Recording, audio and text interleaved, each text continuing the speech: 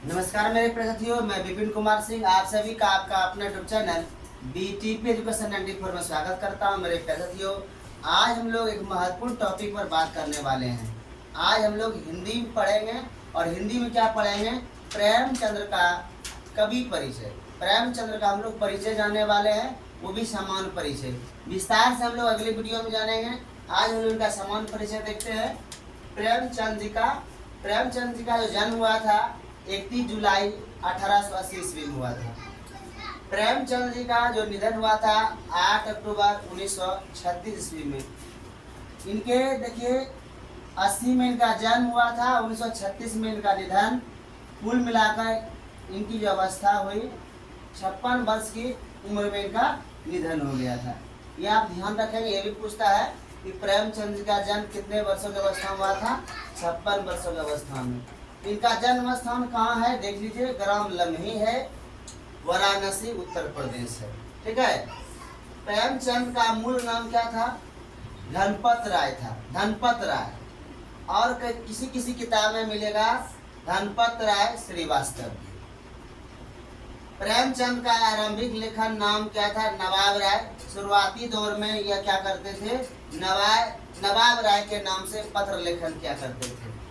प्रेमचंद जी की माता का नाम आनंदी देवी थी और प्रेमचंद के पिताजी का नाम मुंशी अजायब राय था। ध्यान रखिएगा।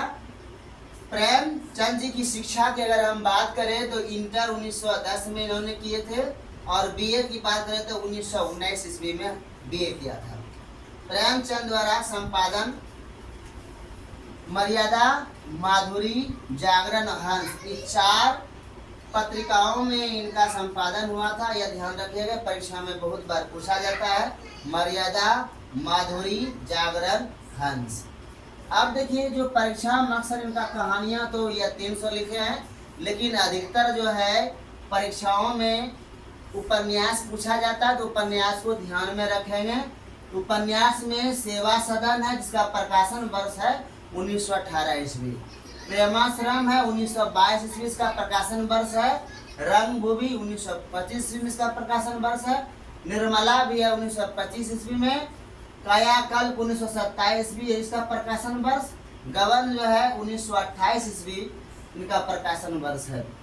कर्मभूमि का जो प्रकाशन वर्ष है 1932 ईस्वी और गोदान का 1936 ईस्वी है। मंगलसूत्र उपन्यास अधूरा रह गया है और इसको अपूर्ण इसलिए हमने लिखा है। परीक्षा में अक्सर पूछा जाता है कि प्रेमचंद जी का कौन सा उपन्यास अपूर्ण है, तो आपको याद रख लेना है मंगलसूत्र। ध्यान रखिएगा मित्रों, यह सब जो आप प्रश्न आप देख रहे हैं बहुत ही महत्वपूर्ण है।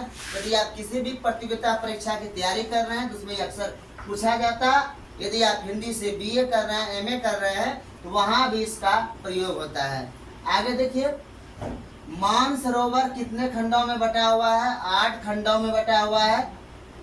और अब हम लोग जानेंगे कि प्रेमचंद जी जो है क्या किए हैं, अनेक निबंध लिखे हैं, लेख लिखे हैं, टिप्पणियां लिखे हैं, आदि प्रसंग, यह सब इसमें लिखा है।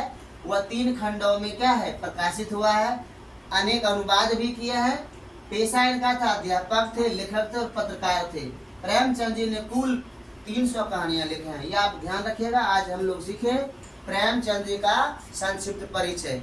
अगले वीडियो में हम लोग सीखेंगे अगले कवि के बारे में। तब तक लिए जय हिंद।